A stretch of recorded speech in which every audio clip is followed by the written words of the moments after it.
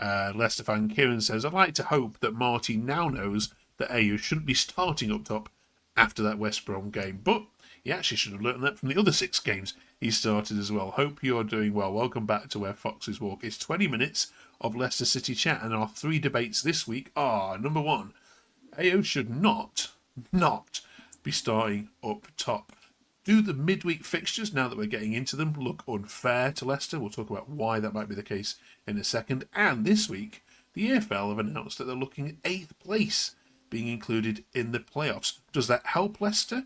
And actually, is it good for football? Plus, at the end of the video, we're asking you if there was an encyclopedia for the letters A to Z about Leicester City, who for you would be at the letter A? AI went for this fella. Can you think of any better suggestions for the letter A? Hope you are all well. Let's jump into our debates then. We've got Tim and Freddie back from previous weeks, and delighted to have another king of Leicester Twitter in Jim himself. How are you doing, Jim? Welcome to the show. Thanks for having me. I'm not bad, yourself. We're all good, thank you. Yeah, let's jump straight into it then. Tim, you saw the tweet at the start of the show, Tim. I think Marty's realised that Ayew is not cut out for that role. Well, I mean, it's an interesting one, isn't it? I think we've spoke about Ayew previously and sort of what he brings to the team. I mean, we saw sort of Carranza come off of the bench, whether that's a sign of things to come. But yeah, I mean, ultimately, I think it's interesting to see who we've actually got at the club that would be better in that position, you know, compared to where he's at the moment. But I think, you know, until Carranza's up and running and we've seen more of him and know what he's about, I don't think we've really got any other options, to be perfectly honest. Cheers for that, Tim. Jim, get your thoughts on this one. Cleveland says Marty is overplaying and overthinking that game. The sub was not needed at half-time, and then he left Ayew on. It was absolutely awful. Carranza offered F-all as well. We're very lucky to escape the Hawthorns with a point. Do you agree with that post or not? I agree with the lucky to get a point, because I think West Brom should have been 2 or 3-0 up, especially when Marti missed that open goal. But I don't think it's fair on Carranza. I mean, he's had, 2 games? Yeah. And the first game, he looked a lot more threatening up front. I mean, he had a couple of headers that were well saved, and he did look more threatening. But when you haven't got the wide men, like Mavadidi or Fatara had a quiet game, helping you or crossing it into the box, because he's a good header of the ball, Carranza. So when he hasn't got playing to his strengths because they're not helping him, then he is going to look a bit weak. But it was only his second game. Yeah. Do you agree, Freddie? It's harsh.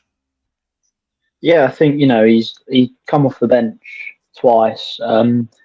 He's hardly going to be breaking any records that early on, especially, you know, two good opponents. You know, West Brom are a good side; they're going to do well. And as much as I hate to say it, Cov are a good side, and they're going to do well. So I think you've got to just remember that he's come on against some top sides, and he's done all right for himself, considering he's had 2 appearances and doesn't really speak English. The rest of the game, Tim, other Leicester fans were saying, you know, we have this habit of playing well against one side, then a week later we flatter to deceive a little bit. Does he know his best starting 11 yet? I think he's got a good handle on it. I think it's just like we've sort of said before. It's ensuring that all the players are consistent. You know, we're in a situation, I think, where, you know, some of the time we've got some of the players playing well, but then a lot of the time, you know, the rest of them just aren't. So I think, yeah, for sure, he knows what his starting 11 is, whether he's got all the final pieces of his puzzle. Cifuentes, I mean, whether Cifuentes got the final piece of his puzzle, I'm really not sure. And like Freddie said, you know, with Carranza in particular, he came in really late in the transfer window. He's had 2 appearances, very, very limited time. So I think it's unfair to be calling him. But no, I think he's found his starting 11. I think it's just finding that consistency is the next thing for me.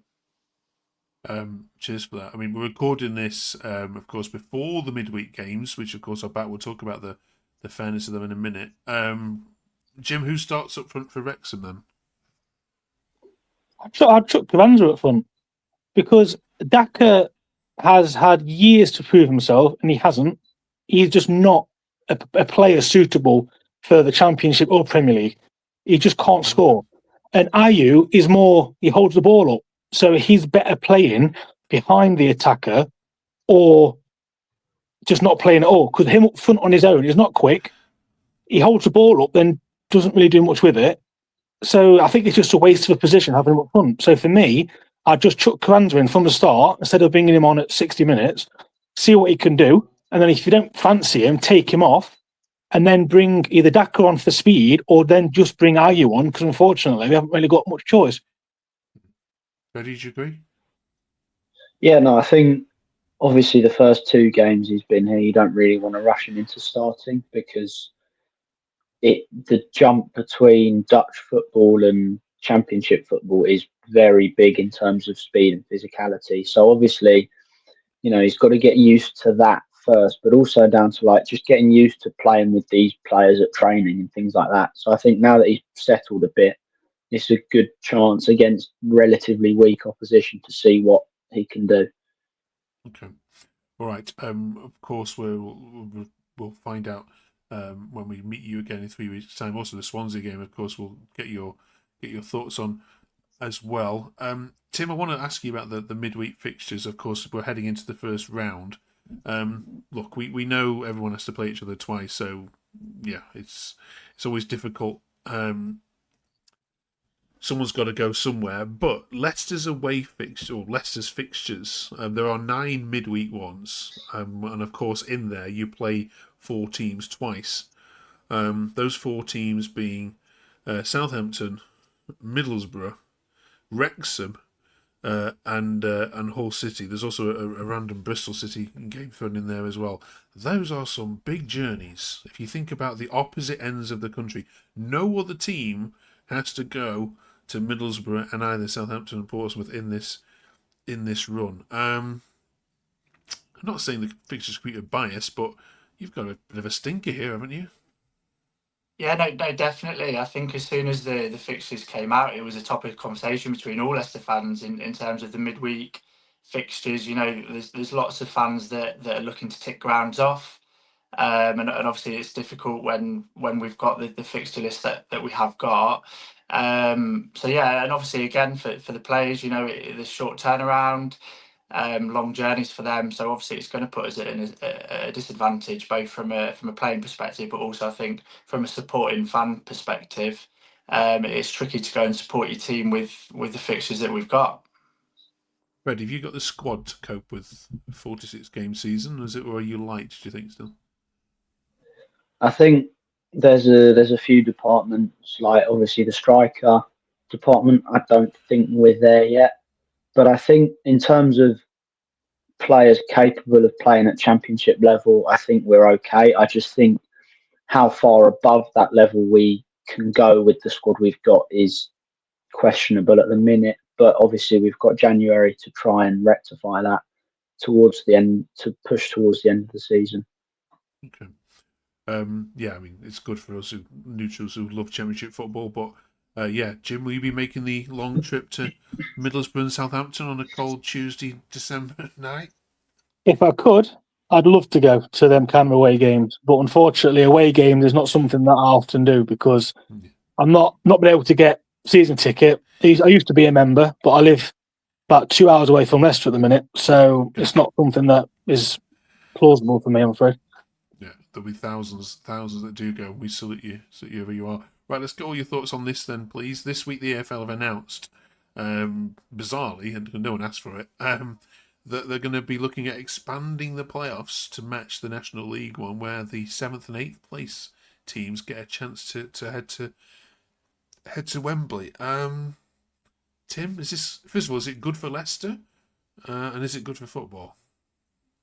No, I think in general, in terms of creating healthy competition in the league, they're immediately taking that away, aren't they? If they're increasing the amount of teams that can get into the playoffs in the first instance, I think, you should be pushing to get the number one and number two spot, and not thinking in the back of your mind, actually, oh, you know what, we can finish eighth and get in the playoffs. I don't think that's healthy for the game in terms of the competitive of matches.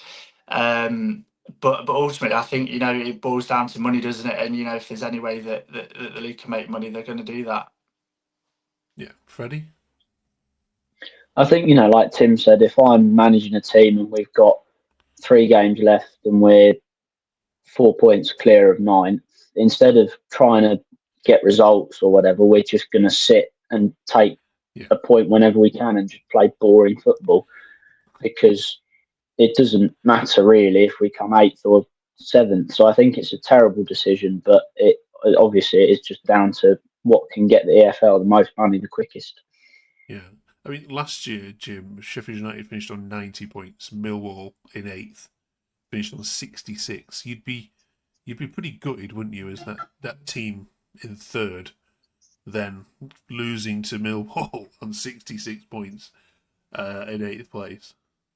I understand the thinking behind it. I don't agree with it, but I understand the thinking behind it, because it gives more teams that aren't necessarily strong in the league a chance at the underdog story. Finishing 8th and then going to Wembley, beating the 3rd place team, and then going up. Like it is not a fairy tale for some teams, but I understand why they're doing it.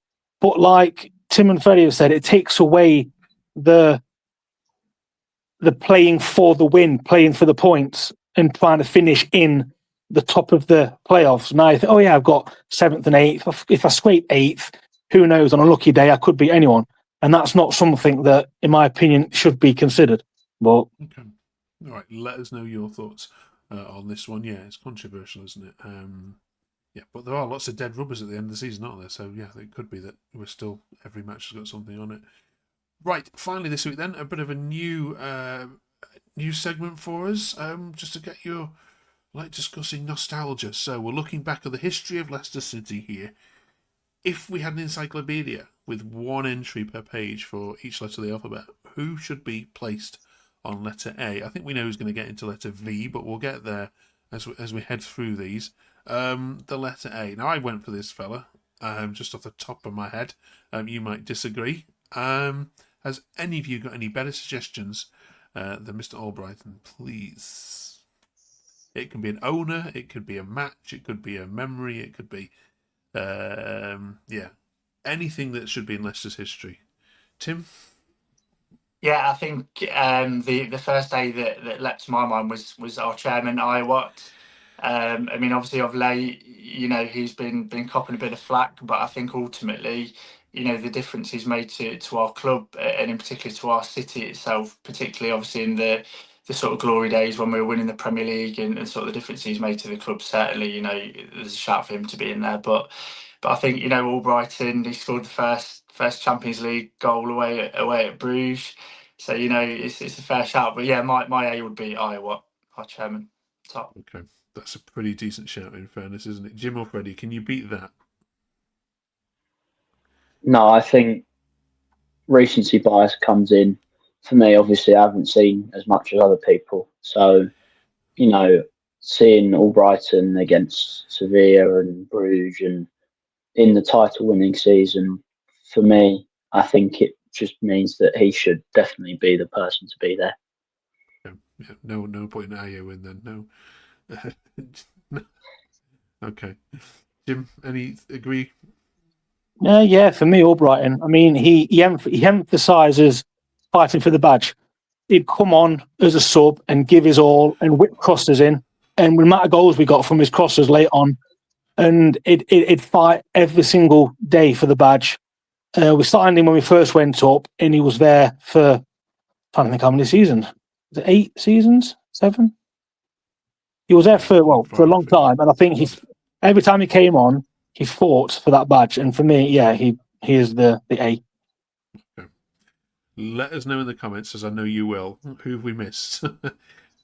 anyone with a surname A, let us know. And also, you can start thinking about the letter B as well for next week. Join us for that. And also join us as we look back, of course, on how we've done against Wrexham. First ever meeting with Wrexham for many, many, many, many years. And of course, our trip to Swansea as well. So enjoy that if you are heading there. And we'll see you in 7 days. Before you go, hit the subscribe button for us. Hit the like button as well. It's always really helpful to help us grow this brand new channel as well. Thank you very much, everyone. We'll see you in 7 days' time.